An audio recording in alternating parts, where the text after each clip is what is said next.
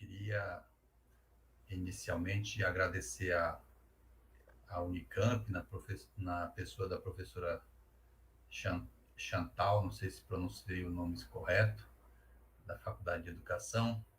Agradecer o convite para participar do fórum.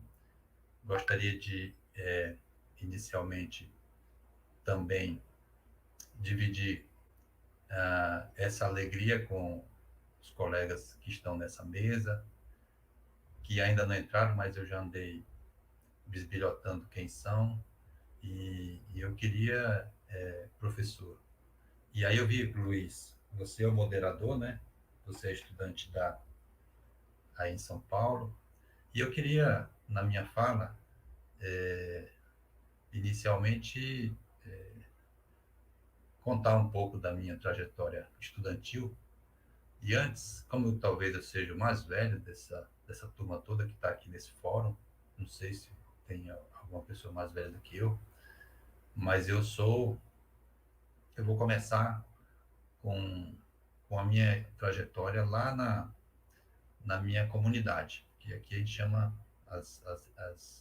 os nossos lugares de origem, a gente chama de comunidade. Lá na comunidade da Vila Surumu, hoje Raposo Serra do Sol, e foi onde eu comecei a estudar num colégio de padres, né, no antigo ensino primário, da primeira série até a quarta, numa escolinha dos padres, e aí depois eu tive que sair da minha comunidade para vir para a capital, Boa Vista, e Boa Vista para continuar fazendo o primeiro grau, né? Naquela época era da quinta à oitava série, então eu tinha que vir para a capital para continuar estudando.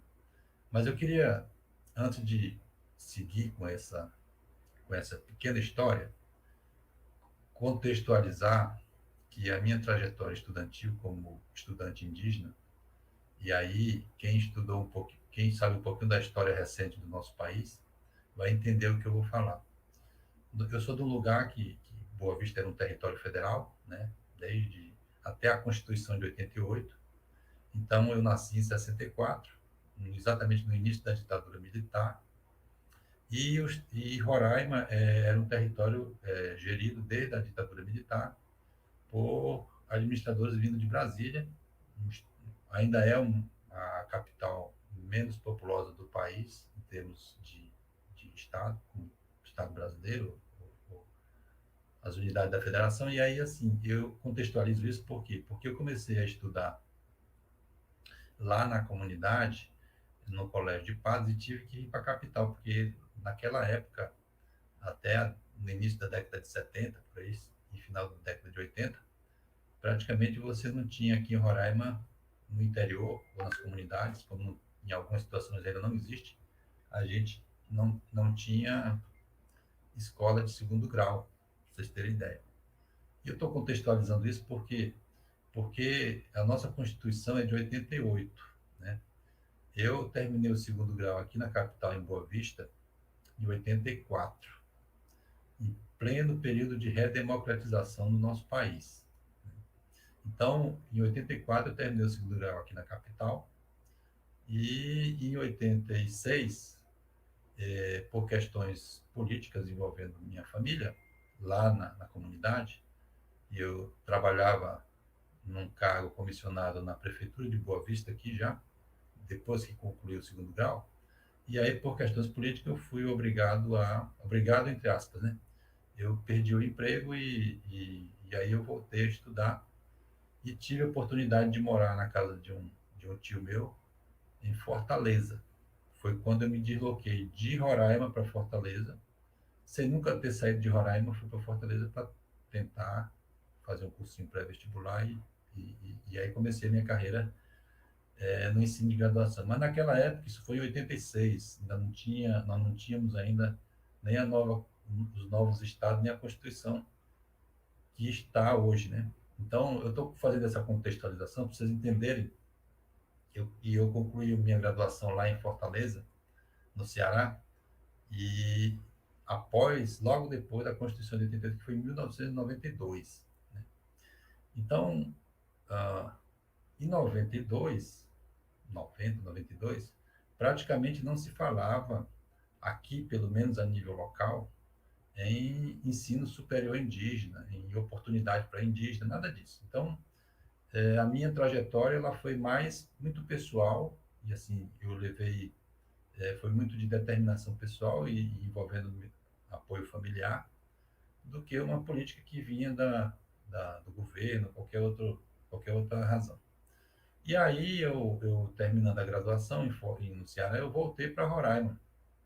Foi quando, em 1990, eu voltei em 92, mas em 1990 a Universidade Federal começou a funcionar aqui em Roraima, né? Então, não existia universidade em Roraima naquela época, e a Federal de Roraima foi a primeira a funcionar aqui em Roraima. E aí sim, quando eu cheguei aqui formado e com uma especialização já na área de agronomia, eu tive a oportunidade de fazer um concurso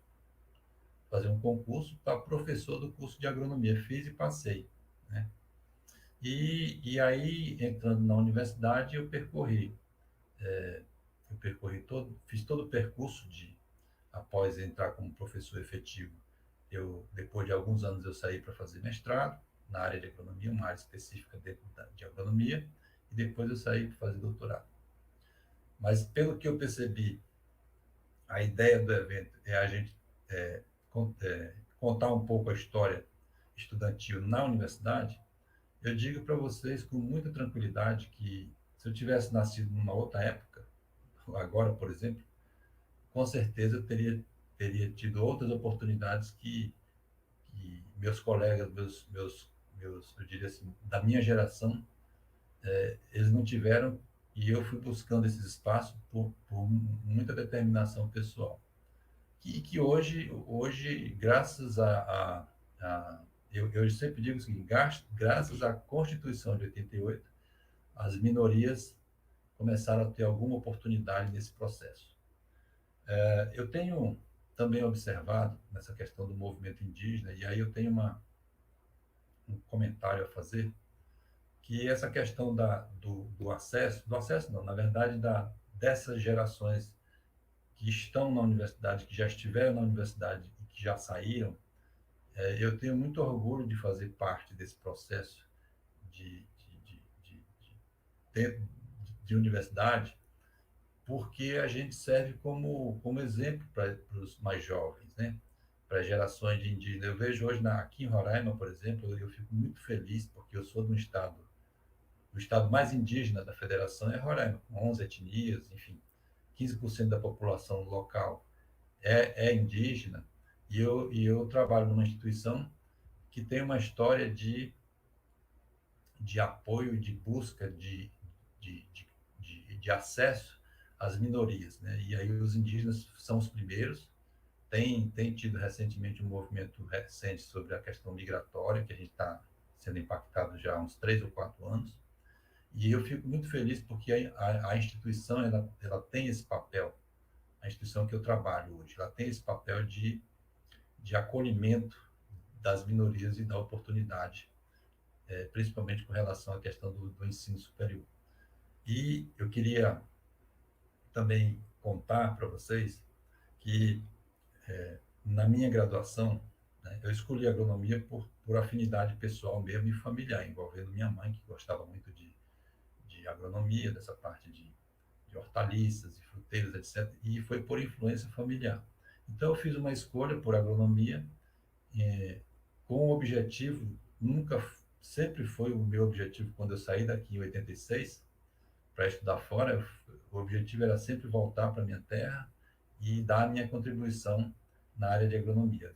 Venho fazendo isso ao longo desses anos como professor desde 93 na Universidade Federal, e eu tenho a grata satisfação de ter contribuído nesses anos todos e trabalhar na Universidade Federal, porque a gente tem uma instituição hoje que praticamente todos os cursos da universidade eles ofertam vagas específicas para indígenas. E a gente tem já um contingente de alunos formados na universidade bastante expressivo, não só cursos específicos para indígena, que nós temos 3, mas nos cursos comuns, na área comum, medicina, direito, psicologia, qualquer área de ciências, área de humanidades, pedagogia, psicologia, enfim, todas as áreas, e a gente tem a satisfação de estar, como instituição aqui, promovendo essa mudança de, de, de mudança e oportunidade para as comunidades indígenas. E eu digo para vocês com muita tranquilidade também que esse processo não é um processo fácil, né? Porque eu sempre brinco que Roraima, eu sou daqui, porque eu vivencio aqui, eu acompanho essa questão indígena muito de perto. Eu sou do mar, eu sou de oriundo da Raposa Serra do Sol, e é muito conflituosa, mas é interessante porque nós somos o estado mais indígena, mas ao mesmo tempo nós somos o estado mais anti-indígena. Quando você vê o comportamento social da sociedade e desse caldeirão cultural que é a população local, né? E é interessante esse processo porque a universidade ela tem essa função de conseguir mediar esses conflitos e esse sentimento anti-indígena que é muito presente aqui, como uma instituição isenta, principalmente quando leva em consideração aspectos políticos, ideológicos e outros aspectos que a gente percebe que permeiam aí esse ambiente. E, e para minha grata satisfação, eu quando fiz doutorado, depois voltei para cá e comecei a atuar, tive a oportunidade de passar 4 anos na gestão da universidade, que para mim foi um aprendizado muito grande, porque eu usei esses 4 anos mais para elevar a autoestima da comunidade dos indígenas, para mostrar que tudo é possível quando a gente tem oportunidade de estudar. E aí eu digo sempre para os meus filhos, para os meus alunos, para as pessoas que eu trabalho, enfim, no meu ambiente cotidiano, eu sempre digo o seguinte: não existe ninguém que não consiga ser o que ela quer. Ela precisa ter uma oportunidade, né? E aí as oportunidades que as universidades públicas hoje no Brasil, e especificamente aqui em Roraima, dão, são oportunidades que eu não tive, né? E eu estou muito satisfeito de estar nesse momento dando a minha contribuição. Eu tenho já uma longa carreira, não no movimento indígena em si, mas na educação, né? Em relação a essa questão da formação. E eu fico satisfeito porque hoje eu vejo que, pelo menos aqui em Roraima, as lideranças indígenas mais antigas que participaram do processo de conquista da terra, das demarcações, as gerações mais recentes, elas já é a geração que frequentou ou que está frequentando as universidades, e que elas já estão buscando um outro patamar de cidadania e de busca de conquista. Eu vou dar um exemplo para vocês que para mim é muito importante ver, por exemplo, um advogado indígena essa defendendo a demarcação que foi lá quando foi a ação do Aires Brito, que demarcou a Raposa Serra do Sul. Foi um advogado indígena formado aqui na universidade que foi defender. E agora, mais recentemente, uma banca de advogados, dentre eles um indígena daqui, defendendo o marco temporal. Então, assim, é importante a gente dar alguns exemplos de que o processo ele é um processo doloroso, né, de muita luta, de muita busca, mas, ao mesmo tempo, quem indígena, nós indígenas, precisamos entender que eu já vi em algumas falas aí, em algumas mesas, por exemplo, não só nesse evento, mas em outros também, que o nosso problema, às vezes, é a gente se auto-reconhecer como indígena e lutar para que as pessoas tenham o mesmo comportamento com o indígena como com o não indígena, né? E assim, eu sofri muito preconceito, claro, como indígena, quando sai de Roraima. Você vai para Minas Gerais, você vai para o Paraná, vai para o Ceará. Logicamente que você é algo diferente do que está lá em termos de extrato social, mas, ao mesmo tempo, se a gente não for a gente não é percebido. Então, eu sempre digo o seguinte: o céu é o limite para quem busca educação, para quem busca fazer ciência, para quem busca tecnologia. E indígena tem toda a capacidade, como qualquer pessoa. E eu brinco com alguns colegas quando eu discuto isso, eu digo: olha, eu sou católico, hein, assim, eu sempre digo o seguinte: Deus, quando colocou as pessoas na Terra, Deus não colocou o inteligente lá na comunidade indígena e o inteligente lá em São Paulo, não. Ele botou todo mundo num bolo só e, e todo mundo é capaz do mesmo jeito, independente de onde vem. E a educação é que evidencia essa igualdade, eu diria assim. Então, assim, a minha fala era nessa direção. Eu tenho o maior orgulho. Eu sempre digo que a minha trajetória ela é não só como inspiradora para mim e para as pessoas que estão próximas de mim, que trabalham comigo, mas também eu sempre digo que quando a gente ouve indígenas, não só em qualquer área de conhecimento, não é só na área acadêmica, não, mas quando você vê indígenas se evidenciando no cenário nacional, internacional, pelo seu esforço, pela educação, é um motivo de melhorar a autoestima de qualquer indígena. Então, eu acho que a autoestima nossa, e eu vi aí que do professor aí acho que é da USP, né, no Munduruku, que o nosso problema, às vezes, é de se reconhecer e de visitar o nosso passado, não para voltar ao passado, mas para respeitar o passado e buscar um futuro com mais justiça social, e que nós, como indígenas, estejamos num patamar de busca de espaço muito, muito equitativo.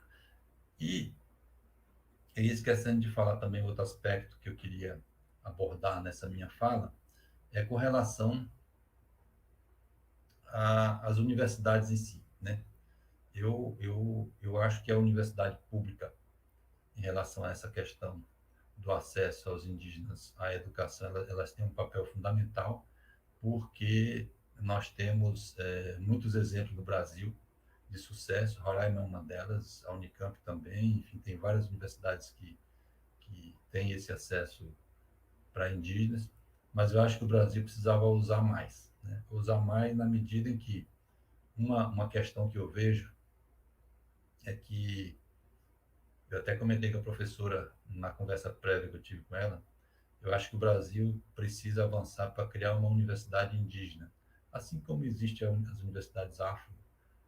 O Brasil já evoluiu nesse aspecto, mas eu acho que a universidade indígena ainda precisa ser discutida e ser perseguida como meta aí nossa. E eu sei que o contexto político no momento é muito adverso com relação a essa questão, mas eu acho que há espaço no futuro para, ou então a partir de agora, para se discutir uma universidade indígena no Brasil. Mas eu não penso universidade indígena só para os indígenas. Eu penso sempre que a gente só consegue quebrar determinados preconceitos e determinadas barreiras quando a gente interage com algo que não é igual a nós, né? Tem vários exemplos. Aqui na Universidade Federal, a gente tem exemplos de conflitos internos de indígenas e não indígenas fantásticos, assim, do ponto de vista de gerar o conflito para você encarar o preconceito e superar, né? Então, eu acho que é por aí, e a universidade ela tem esse papel de gerar esse conflito, para que a gente, a partir do conflito, comece a entender o conflito como algo que pode ser tirado como lição e como oportunidade de evoluir nas relações sociais no respeito às tradições indígenas e etc. Eu queria, eu vi que já estou no meu limite de tempo, são 20 minutos. Eu queria me colocar à disposição aí do Luiz.